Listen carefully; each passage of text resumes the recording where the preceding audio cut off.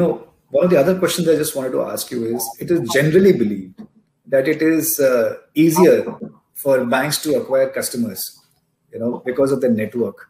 How much of truth is there in this statement? Is it easier for you, or actually is there a little bit more pressure on you because you have customers and you have to, have a sort of framework to live up to? No, it's an interesting notion, but I'd like to challenge that notion, Vikas. See, just because we are a bank and a large bank, it doesn't mean clients will necessarily relate to us as wealth managers. We need to earn that, that position. We need to work hard to build a parallel or a symbiotic relationship in the minds of our clients as both their banker and their wealth manager.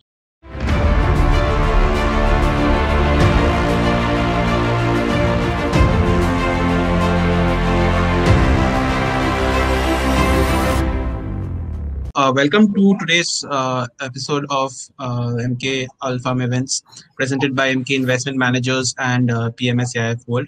I'm Sankalp from PMS AIF World, and I take care of business development here. We hope all of you are keeping safe. And today's topic is something very close to our hearts, and I think people, have encountered this conundrum at some point in time.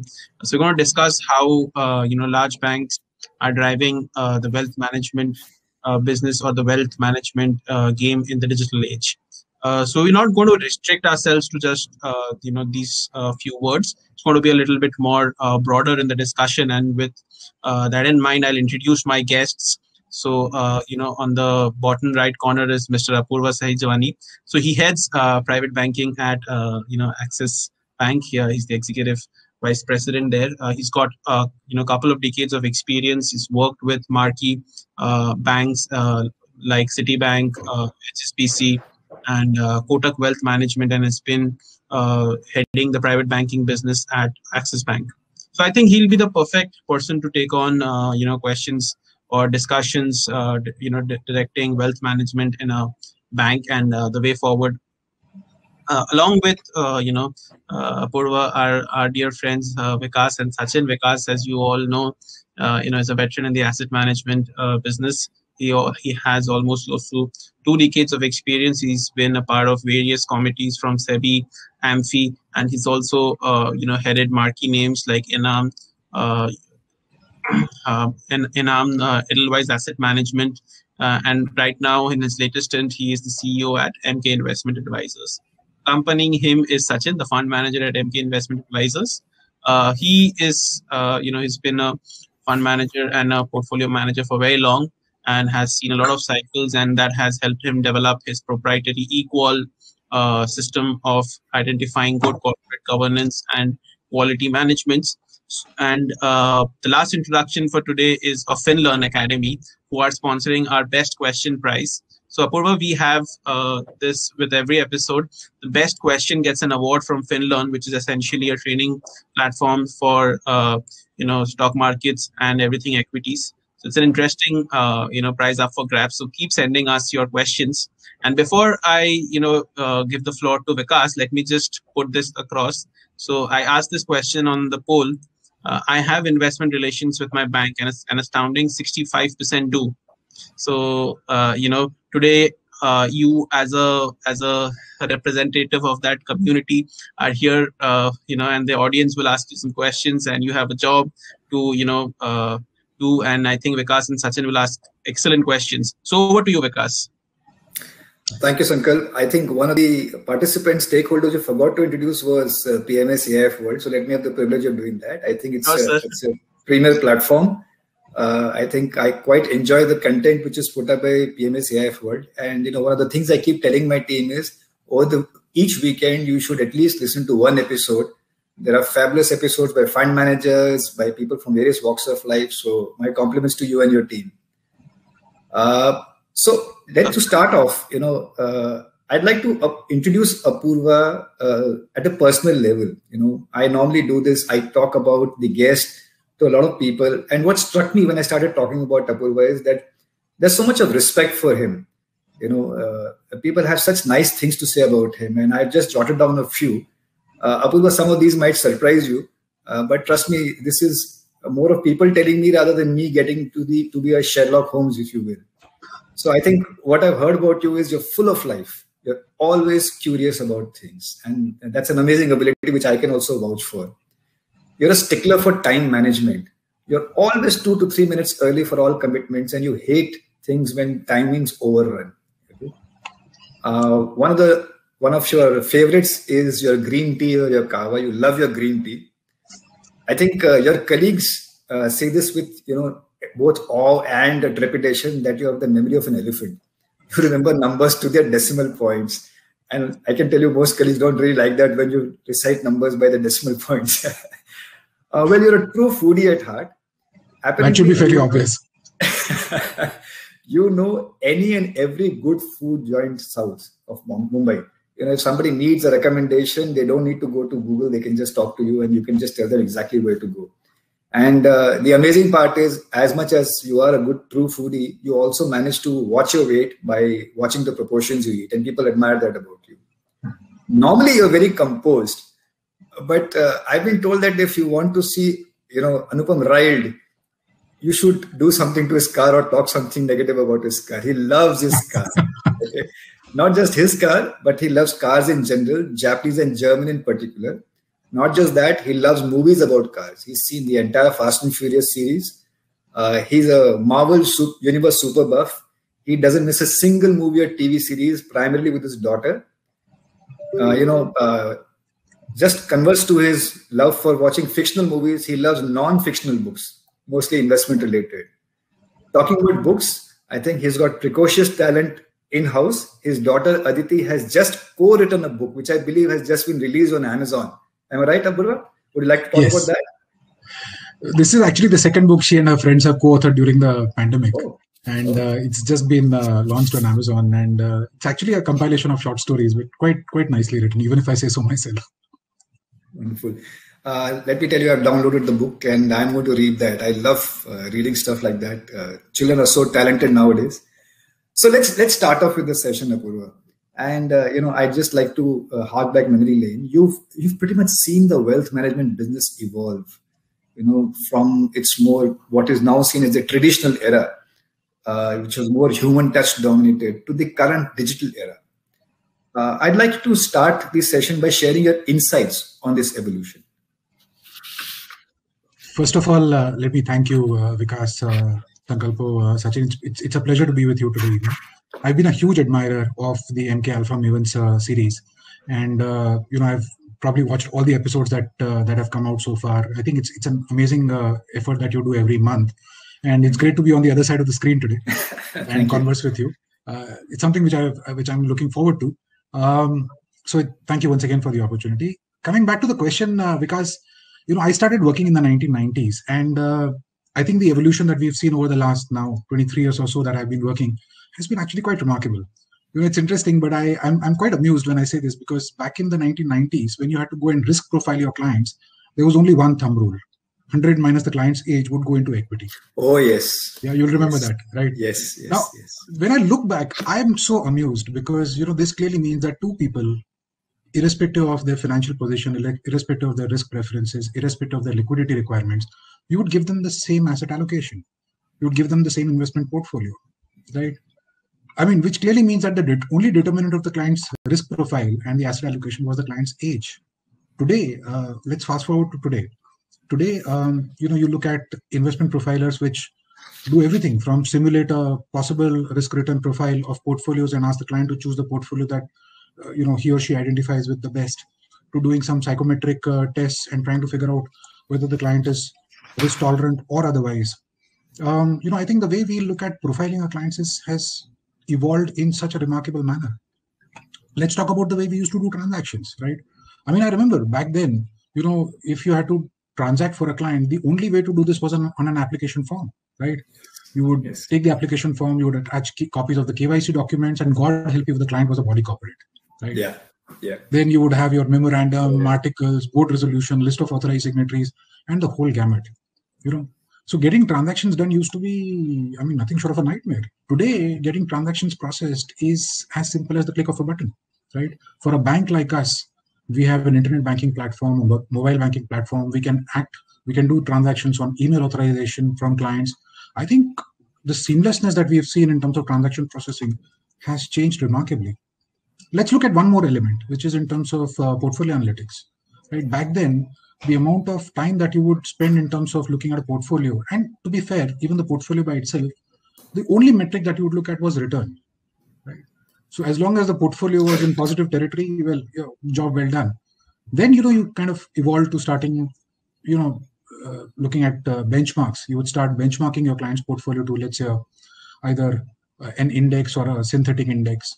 Today, the way you have the ability to analyze portfolios, not just on the return metrics, but also on risk, I think is remarkable. So I think we've really come a long way. The evolution over the last 2 decades or so has been quite remarkable. But I think what's going to be most exciting is what the future holds. And I think that's something to really look out for. Interesting. You actually took me back memory lane as well. And we thought we had it tough, and we look at it from your perspective. I think as wealth managers, you probably had it tougher than us, a multitude of products and all of that. In fact, you mentioned something about the future, and that brings me to my next question. In India today, where specialized digital firms and what are now traditional firms, both are gaining market share. I mean, the market is so big that both are gaining market share. Where do wealth management platforms of large banks like Axis fit into this entire paradigm? Please. Vikas, Apurva, before you begin that answer, let me just give you this very interesting poll that I ran. Okay, sure. So I ran my relationship with my bank is because of amongst all the options. Okay, 44% of the respondents today say because of convenience. Okay, and then the next majority feels that because of technology. So these are probably if we count today's audience to be representative of the average investor or average consumer. So this is where the demographic is distributed along. So before you venture into that answer of digital wealth management, I thought I'll give you this perspective. Over to you, sir.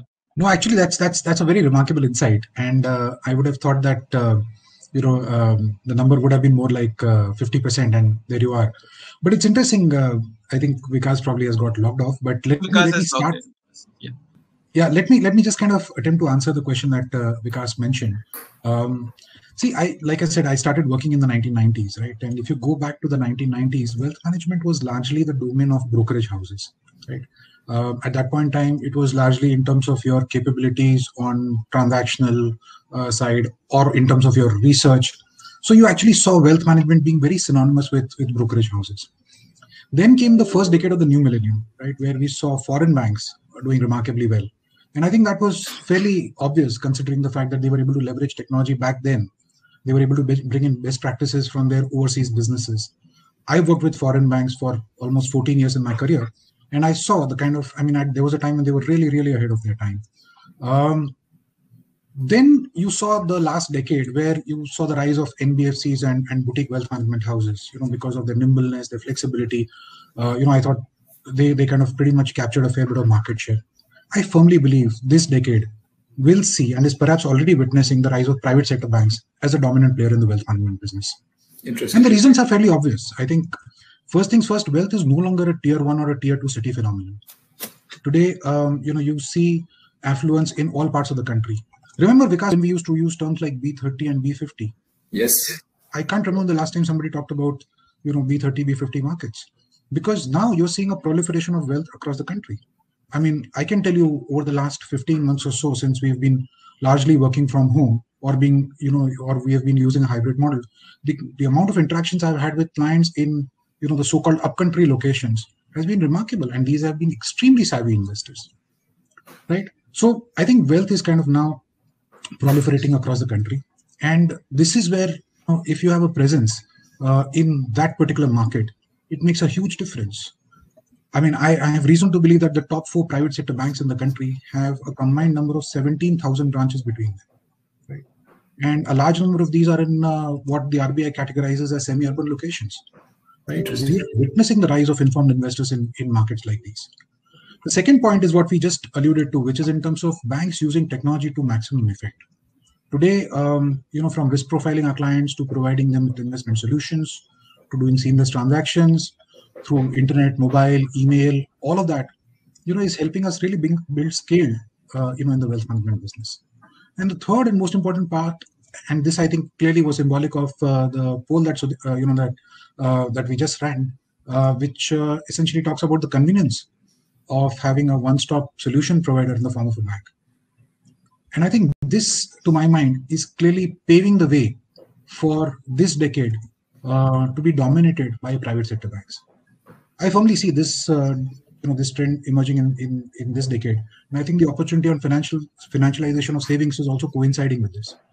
So I do believe that there is a huge runway ahead for private sector banks, and especially banks like us, to leverage the opportunity in wealth management. Interesting. I think Sachin, in his part, analyzes banks for a living, and I'm sure he has a few questions for you. Sachin? Yeah, thanks, Vikas. And Apurva, thank you so much for coming on the show. Just taking the discussion forward, and I really appreciate the point that you made that why banks have the right to, win this business in the next few years. I'm just trying to be a bit of a devil's advocate here, in the sense that, markets are very dynamic. The environment is very dynamic. There are always something new coming up in a very, very, the tenure of the longer duration of products is actually the life of the products are getting shortened, right? Now, from that perspective, one also needs to be agile as an investor. But as an investor, I am guided by my advisor. Now, when it comes to large banks like yours, there will be some bit of bureaucratic, which will slow down the whole pace of being agile with the investors in terms of recommendations or even creating new products, compared to the new age digital or wealth, focused wealth management firms, where they could be much more, fast in terms of turnaround or in terms of recommendation of new products. How does a large bank like that compete in the markets, or not only compete, but actually be more, it makes much more purposeful from an investor's perspective? No, that's a great question, Sachin. And if you were to look at it objectively, see, there is a large segment of what I would like to call as the do-it-yourself kind of investors, right? For whom the nimbleness, the flexibility of a digital platform or a focused wealth management platform will make a world of difference, right? But that's one side of the spectrum. The other side of the spectrum is where you have, investors who are heavily dependent upon their wealth managers to guide them through what is happening, in financial markets, do proper financial planning for them, build resilient portfolios for them. And I think there's a huge population which lies somewhere in between these two extremes, right? So I think, across the continuum, if you were to look at it, it is becoming imperative for wealth managers to use digital interventions, right? So today, as a bank, it is, I think it's fairly obvious that we also leverage digital interventions extensively. I'll give an example. Till a few years ago, wealth managers used to spend a disproportionate amount of time to prepare client portfolio reviews, right? I remember doing this extensively, right? Where you would assimilate data, you would compile performance reports, you would track key ratios, then you would get down to the recommendations part of it, right? Today, the first 3 steps have been automated, right? This is leaving you so much time to focus on the recommendation part, and the quality of your client engagement has actually become richer. So at Axis Bank, we've invested very heavily in technology. This is allowing us to look at portfolio performance. This is allowing us to look at the key analytics in our client portfolios. And this leaves us adequate time for client engagement, taking rebalancing calls and so on and so forth. So I think, honestly, there will be a hybrid model, and which to my mind is clearly what we are witnessing the emergence of, where your client engagement is in person, right? That may not necessarily be completely digital, and it could be virtual, like the way we are conversing right now. But your reporting, your analytics and all are digitized. So I think today as a bank, we see us using this hybrid model very extensively. I hope that answers your question. Yes, and now I have a related to that, and I'm very curious because it actually directly impacts me, but I'm sure it's also important for all the investors. So, you mentioned something very interesting, that because of technology, you have more time to focus on what you would like to recommend, right? In terms of the recommendations or the portfolio strategy for the investor. So, when you recommend, obviously you will recommend a few investment products. Now, typically, whenever you're recommending an investment product, you would have already done some analysis on that product, and then you would have onboarded those products. So what I would like to know though is that what is that method in that madness? On what basis do you approve that product? What will it take for MK investment managers to be on Axis Bank's plate? So you're asking for our secret sauce then? I mean, come on. I mean, your investors would also like to know what hard work you put in there, right? No, sure. At Axis Bank, we follow an open architecture model. And while it is an open architecture model, I think what is important for us is to formulate our house views, right, across asset classes. Now, we've created a very strong investment committee, and we meet every month. We take the insights, our insights from that investment committee's recommendations, helping us form a house view across asset classes. Then we scope the market to identify those investment products which are in sync with these views. Of course, that's the first phase of the process. Once we identify these products, we then start engaging with the investment managers to understand their investment philosophy, their rationale, their approach. We then get into a detailed due diligence. We look at the track record, we look at risk-adjusted returns, we look at peer set comparison, and also importantly, very importantly, understand the qualitative aspects behind the making of their performance. And once that entire process is completed, and let's assume that the outcome is favorable, we then onboard the product, and we get our teams, our frontline teams, to interact with the investment manager, essentially kind of train them on the nuances of the product, so that they can then have meaningful engagement with their clients. But it doesn't stop there. The process doesn't stop here. In fact, we continue to engage with the investment manager. We track the performance. We look at continuing to see how they've done vis-a-vis benchmark, vis-a-vis industry peers. And, I think this is done largely to see whether the hypothesis holds true or not. This actually, this very meticulous, this very, nuanced process has helped us avoid a lot of accidents along the way. And this is something which we'll continue to practice. So I hope, my secret sauce is now available for you, Sachin. Sure. Thank you. Thank you, Apurva. Really helpful. Thank you. You see, the thing about secret sauce is, it's like Warren Buffett has always said that this is the way I invest. Please go and copy me, but people can't. I think the secret sauce is not sharing this, but in executing this, which I'm sure it's quite rigorous at your end, which is what explains the, the success of products recommended at your end. No, and here I'd like to compliment our extensive research team, because I think they do this day in and day out. And, I think it's not an easy job, but they continue to do it remarkably well. I agree with you. It's not an easy job at all. In fact, I just want to ask you a very basic question now, because this has been coming to me from, I asked on Twitter, please direct message me any question which you have. So one question which came to me, and I was stumped by the simplicity of it. Sure. And I wanted to give a very different answer, but I'm asking you, what, according to you, is the difference between wealth management and private banking? Oh, this is a personal favorite, this question. Oh, is it? Okay. I get asked this question many times by clients mostly. Okay. And I always have a standard answer. This is my interpretation. So, you may not see this in a textbook, but I firmly believe that wealth management looks at only the asset side of a client's balance sheet, while private banking looks at the balance sheet in entirety. Interesting. Let me elaborate. By this logic, wealth management is essentially a subset of private banking. Now, Okay. you may have instances Yes. where your clients today have money to invest, right? And you come in as a wealth manager. But there is a possibility that tomorrow they may be in need of money. The question is, how well can you do that job?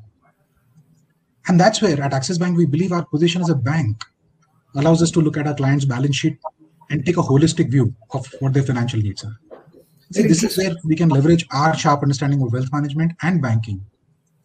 And we can provide solutions which are relevant for both sides of the client's balance sheet.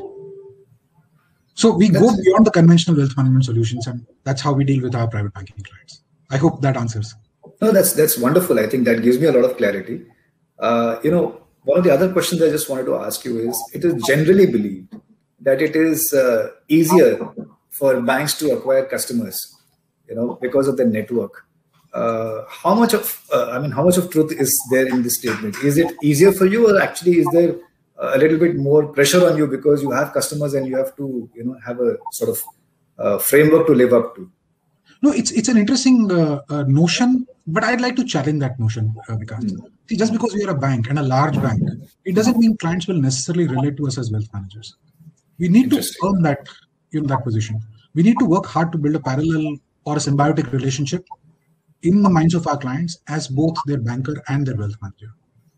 See, this is where our ability to blend our research, generate those houses which I was referring to, our ability to leverage our technology, our ability to identify trends in the economy, and certain, let's say, proactive decisions that we can take. All of this, essentially, there has to be a proof of concept. And only then will clients start entrusting us with the responsibility of also managing their wealth. So it's not easy, but it is an achievable task, to acquire customers for us. For us, and the logical thought is quite clearly, and this is what our leadership has been asking us to do, is to try and be both the primary banker and the primary wealth manager for our clients. Now, this, if you ask me, kind of really puts in perspective the fact that you may have a bank customer, but the bank customer will not necessarily be a wealth management customer. So, I'd like to challenge that notion that it's very easy for us. It is a tough job, but I think we do it quite well. I would tend to agree, because as an individual, for example, I bank with 2 private sector banks, and both the wealth management firms, are in touch with me.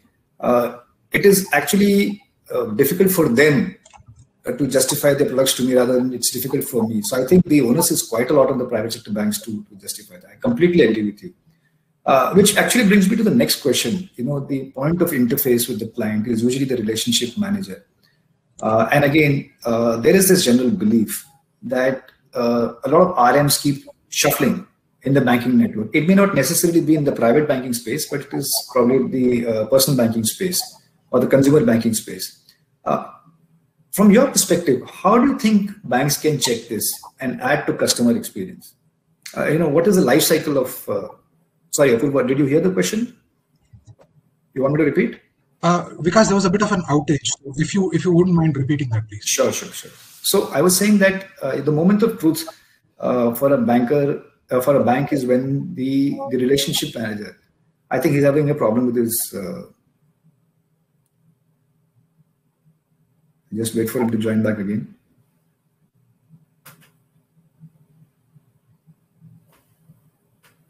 I think these are the perils of work from home, I guess. Yeah.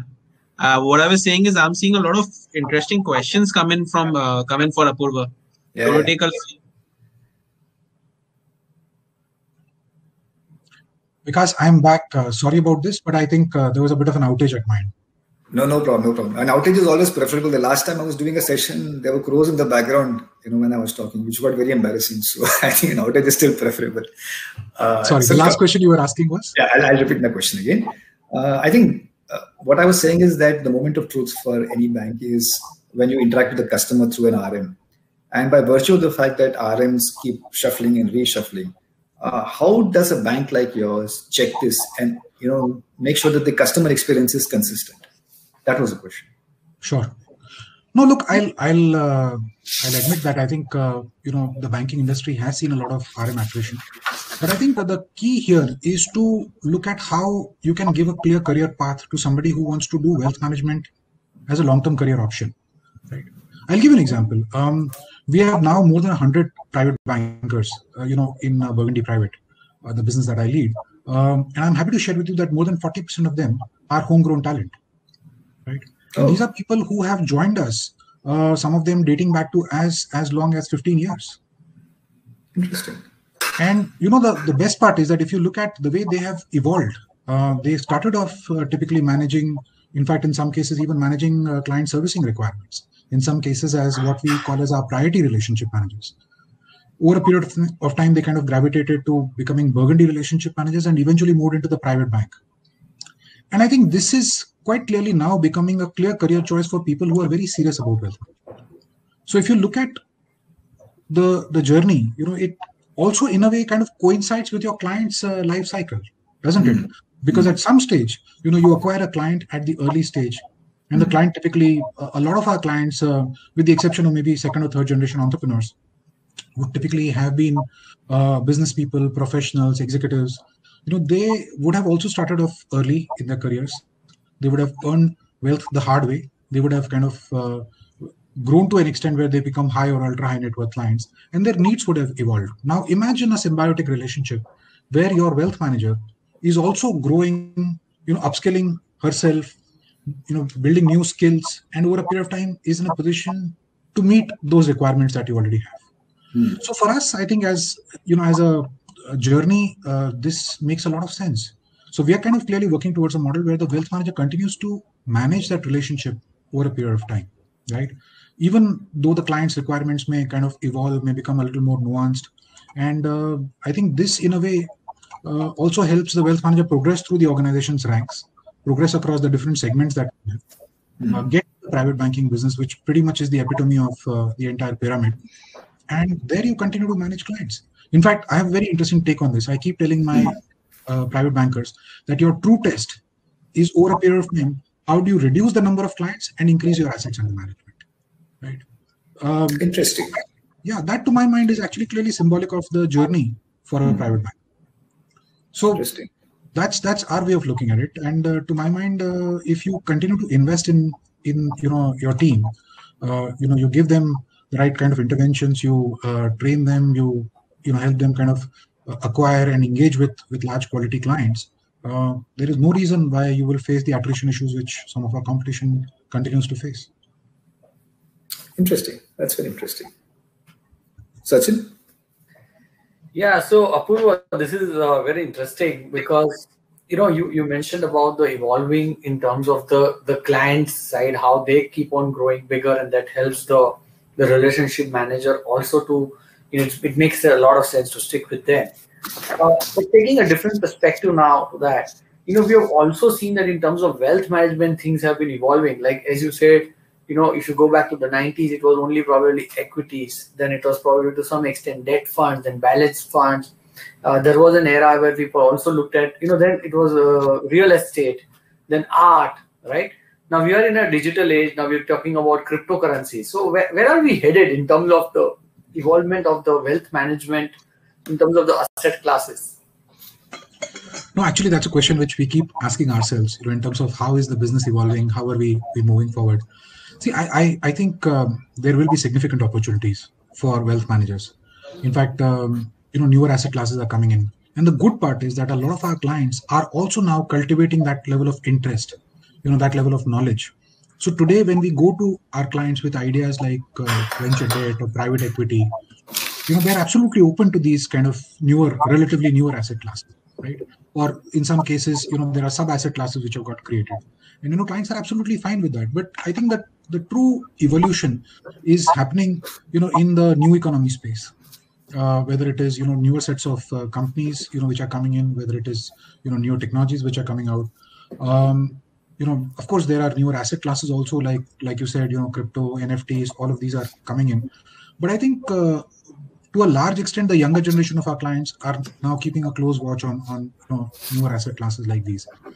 To us, I think we want to be, true to label. We are a bank. We are bred on an ethos of conservatism. So we want to kind of be very cautious about how we want to look at some of these newer asset classes. Having said which, never said never. At some stage, we will venture into this space. But I think we will probably want to wait to see how how the depth into these asset classes increases, how the regulation in these asset classes increases, and over a period of time, then start blending ideas like these, into our client portfolios. Okay, but when we look at the global scenario where a lot of these wealth firms are there. I mean, all the global banks have their wealth management or the private banking space.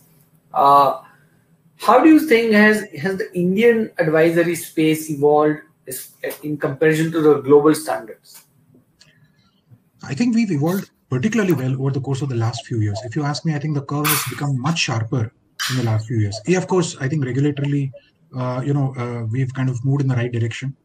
So today, investor protection is becoming a very, very important point, and I think that's absolutely necessary for a large economy like ours. Investor awareness has gone up very sharply, and I think that's a big positive, because to me, it clearly goes to show that now your client is equally participating, in terms of the investment decision, in terms of the entire financial plan. The other good part is the fact that, in a way, it kind of puts the onus on the wealth manager to keep herself updated, right? To keep investing in yourself, to keep making sure that over a period of time, you increase your knowledge, your skill sets, your capabilities, and are able to service the requirements of your clients. I think when you benchmark it to global practices, we may not be completely there, but I think we are clearly getting there. So like I said, I think regulation, processes, technology, of course, is very much there. That is one good part. I don't see a huge gap that exists between the way wealth management services are offered globally and the way they are offered here. Over a period of time, I've had the good opportunity to engage with some of these, let's say, some of our counterparts in different markets. And honestly, when you speak with them, deep down you realize that there really isn't too much of a difference between the way they look at clients and manage their wealth, and we do the same thing. Apurva, let me reverse this question. Okay. Do you think the investors or your clients have also evolved and matured like the global investors? Like, where I'm coming from is that today, a lot of us would meet investors or our clients. They probably only look at what are the best returns. Nobody thinks about the risk-adjusted returns and those kind of things. Whereas if you think about it from a global, whenever I meet a large, NRI client or even a global investor, sure, they all are very, very matured enough in terms of understanding what is the return expectations, what is the return output in the context of the risk. And they, sometimes I feel that they are very clear that, I want to earn so much extra over the risk-free, or why am I not earning so much extra over the risk-free?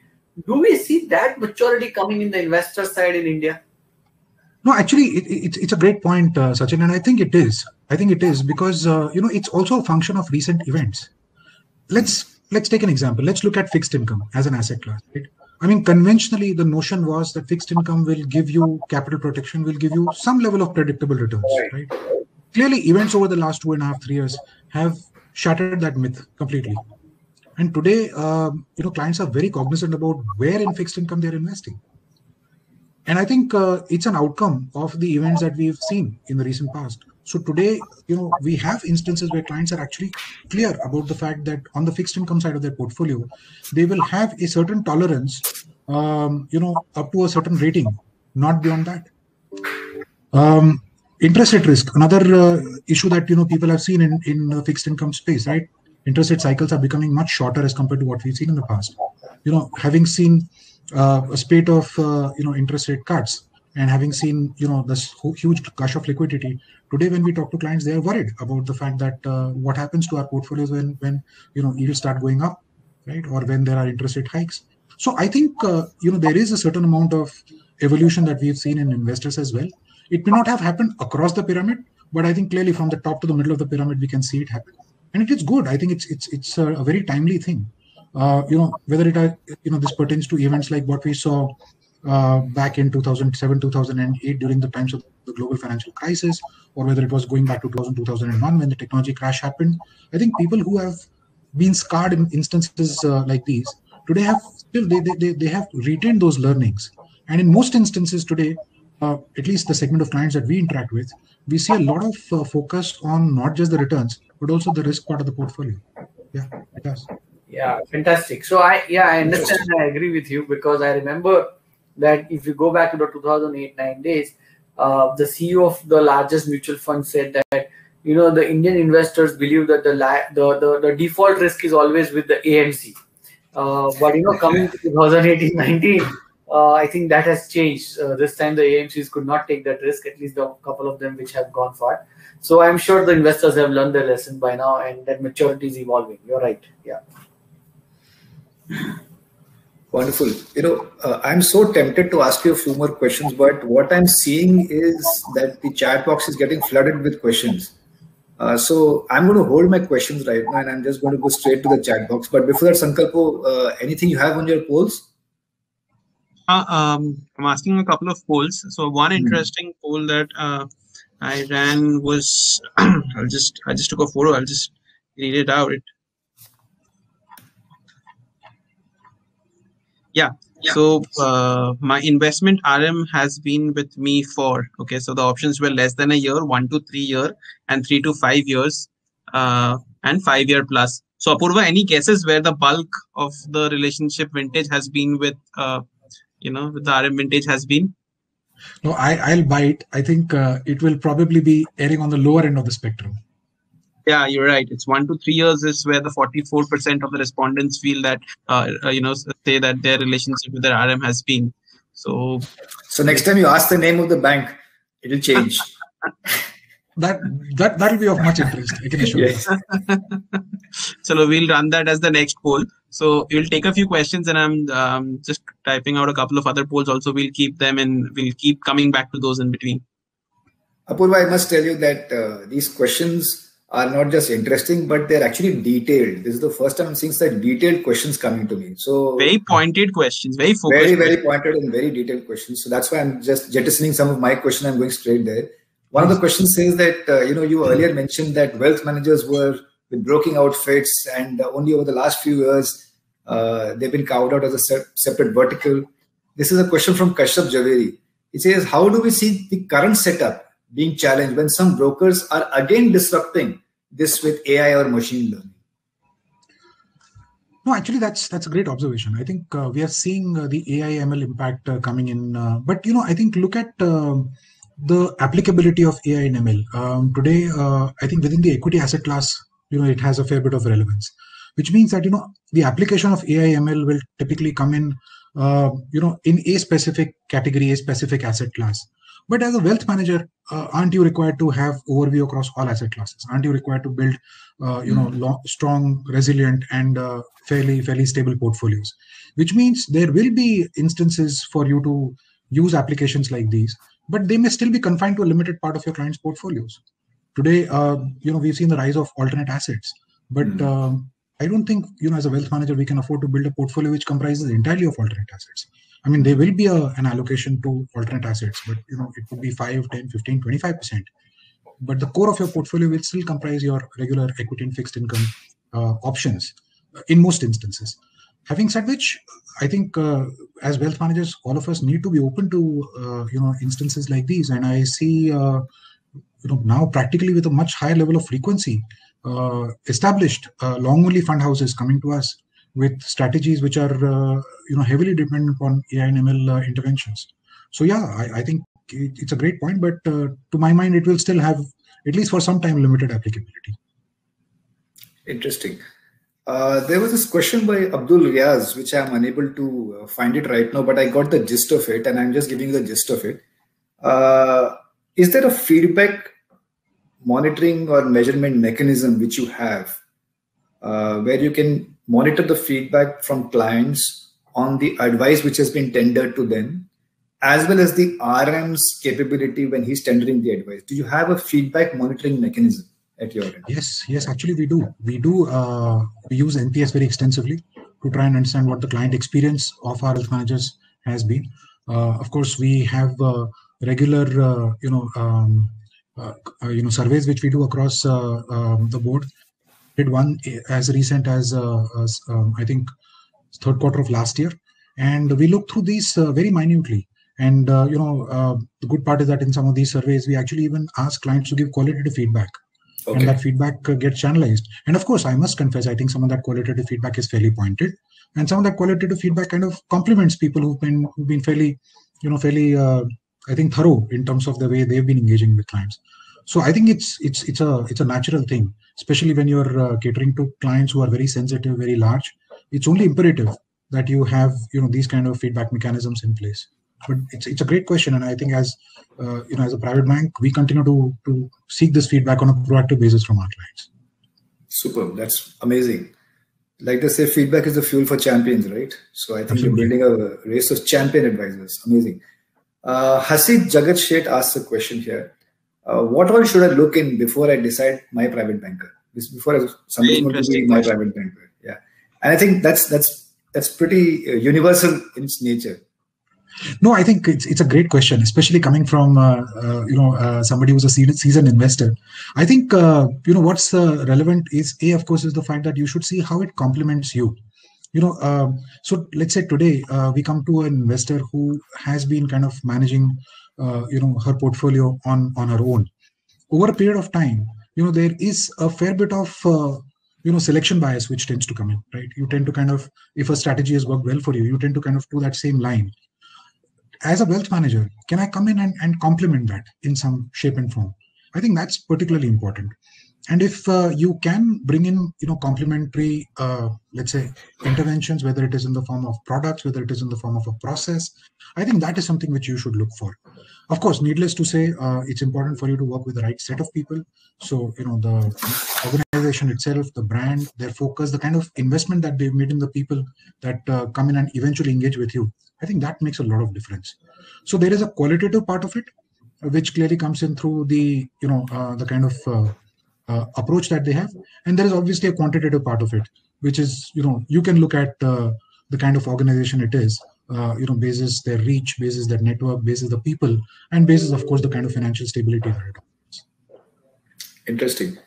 There are a couple of questions somebody's asked me on banks and capital raising and all of that. Ajay, I'm sorry, I'm going to be skipping that because this is really not relevant here. Narendra Khadse's question to you is, the tenets of a good portfolio. How do you view, he's asking, considering the current economic scenario in the country, everybody thinks equity is an important one. What is your recommendation to a client in terms of other asset classes, especially foreign asset classes, especially foreign equity? This is an interesting one. It is. And, as wealth managers, we have been propagating the significance or the relevance of investing outside the country as well. You are aware about what happened yesterday, I think, with the with SEBI's decision to increase the limits on the at the AMC level on feeder funds. I think this is something which was in the offing because of the fact that we are seeing a lot of interest from investors now to look at investing in offshore markets. On the one hand, of course, RBI has allowed the liberalized remittance scheme where to, let's say, $250,000 an individual, $1 million for a family of 4 can be remitted overseas for investments. Today, as a bank, needless to say, we are not capacitized to manage that particular requirement, except for facilitating the remittance. But thanks to the fact that a lot of AMCs, including our own, have been able to bring in a lot of feeder funds, which have channelized, their flows, which they've collected here in India into, good quality, resilient portfolios. We have started seeing a lot of interest in this space. And I think one way to evaluate this is the fact that the pandemic, for instance, has impacted every single economy, right? But economies are on the mend. They are on the bounce back. And if this gives you the opportunity to kind of diversify your portfolio in the truest sense of the term, invest in other economies where the level of correlation with the Indian economy is low, right? Where there is opportunity for you to make returns as, they kind of come back on track. Why not? So I think the opportunity for investing offshore is clearly coming to the fore. Of course, one needs to be prudent because the bulk of your portfolio will be here in India because your consumption will be in India. I think it's a question of how much of, at a portfolio level, you would be comfortable allocating into an offshore market. I mean, the number could range from maybe 5% to 25%.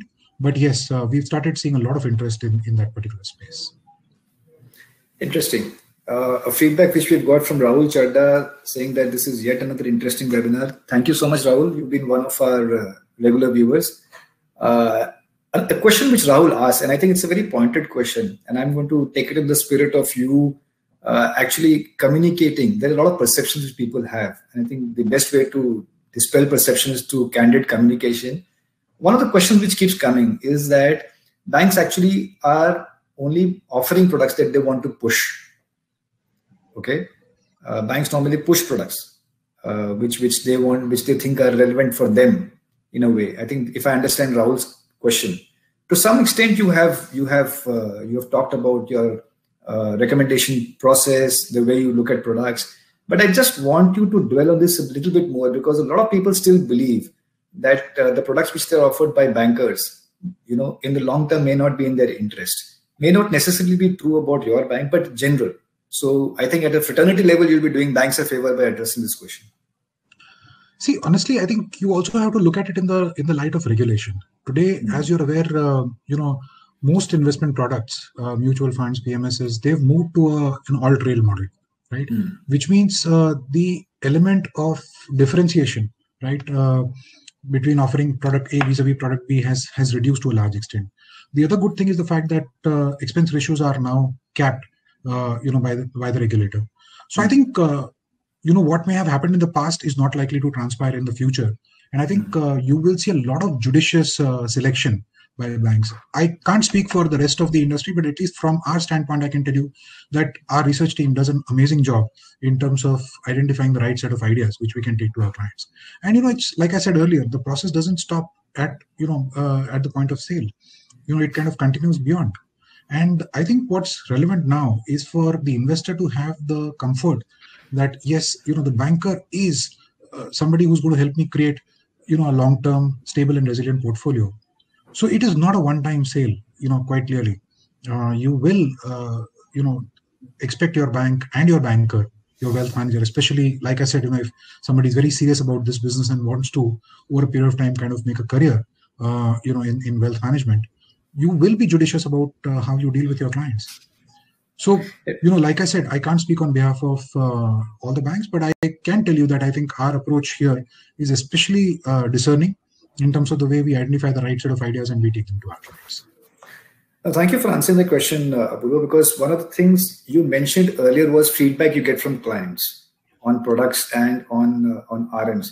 I think that is a brilliant way to actually control any sort of quote-unquote mis-selling which might be happening at the ground level. If you get to hear from the client directly and on the RM, I think that is the best thing which a client can expect. I got a lot of comfort when I heard that. And I think the second thing which most people don't realize is that in this day and age of information explosion, where even the smallest of investor can get onto Twitter and start creating havoc, banks are actually under pressure to make sure that at an overall level their brand is protected. It is not just a product that they want to stake their entire reputation on. So Rahul, I can probably tell you that when Apurva started talking about the evolution of distributors over the last 20 years, this is one thing which has really evolved. I very much doubt whether banks would probably indulge in such practices even today. There could be a few bad fish here and there, but that is there in every business. You really can't help it. But thanks for the question, Rahul. I think it really helped us clear the air in a big way. Narendra Khadse actually asked a question which is about advisory in general, wealth management in general. Which is the best methodology? A fee paid by the client or a commission paid indirectly by the client in terms of getting advice? See, I think it's a function of the client's preferences. Today, as a bank, we have a distribution orientation. Regulatorily, that's the model that we have chosen to follow. But today, let's say, our brokerage platform, for instance, will offer advisory services for clients who are willing to pay a fee. I think the cost of managing or the cost of building a portfolio is something which is becoming more and more critical, especially as the portfolio sizes increase. So I think there will be a tipping point at which point you may have to take that call in terms of whether you want to work with a distributor or with an advisor. What is the tipping point for me will be very different as a tipping point for you, Vikas. Needless to say, I think the answer lies within. So rather than kind of advocate a particular model, I think it's more a function of at what stage would you want to kind of evolve or rather flip the model and move to either side. I'll take this last question, which is it's a fairly obvious question. It's a yes or no type of question. Abhimanyu asked this question in terms of the fact that SEBI regulations and para-banking guidelines, will they impact your ability to give advice? Your view? Like I said, I did mention that we are a distributor. So at the end of the day, for us, advisory is something which we, through the bank, can, as it is not, offer. But, I think there is enough that we can do on the distribution platform itself. In fact, we are among the largest mutual fund distributors in the country, next only to two other banks. And, we continue to build on our assets under management. See, the good part is as you build, like I said, the top 4 banks had 17,000 branches. Right? We are reaching out to clients across locations where they probably did not have access to investment ideas like these before, or through the delivery mechanisms that we are using, which they did not have access to before. So today, even through the distribution model, we've built, I think, a formidable amount of assets and a very, very strong client connect. And that's the model that we've chosen. So be it. I think, the impact is already there, but then I think in spite of which, we continue to build on this particular business. Apurva, one thing which I'm getting in the chat across the board, which your bank might want to consider, is a lot of people are asking about cryptocurrency. I think Sachin alluded to that. So at some stage, I think, you may want to do some webinars or some educational series in terms of cryptocurrency. A lot of questions are coming on cryptocurrency. Sure. Like I said, because never say never. it is something which is writing on the wall. We will have to look at evolving and look at addressing that particular need for our clients. But I think let's wait for some kind of, let's say, method behind the madness to emerge. Yes. I think that is true. So I think I'm done in terms of the questions. And Apurva, I think if it is okay with you, the question which really got me interested was the question on feedback.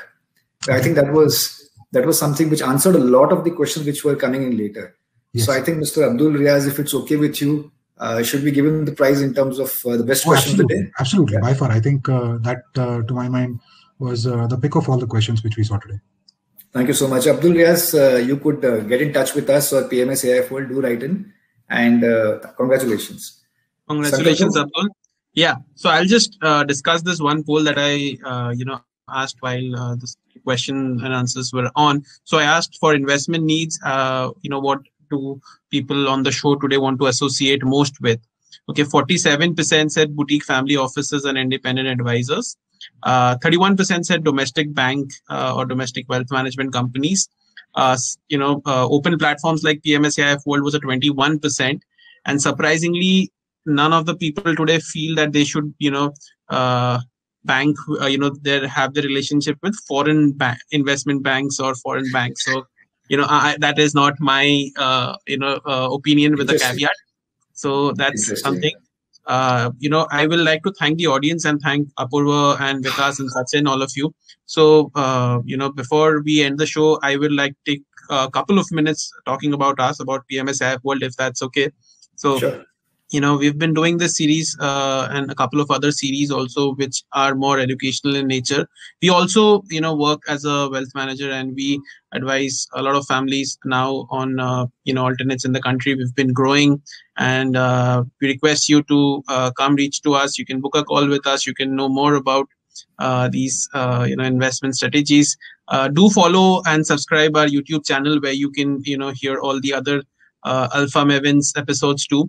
We've had some great guests, and thank you, Apurva, for being with us. Thank you, thank you to the audience for being with us and asking questions. Congratulations, Mr. Abdul. Thank you, Vikas. Thank you, Sachin. We hope to see you all very soon. Thank you. Thank you, Apurva. It's been a pleasure. Thank you very much. Thanks a lot. Thank you. Bye-bye.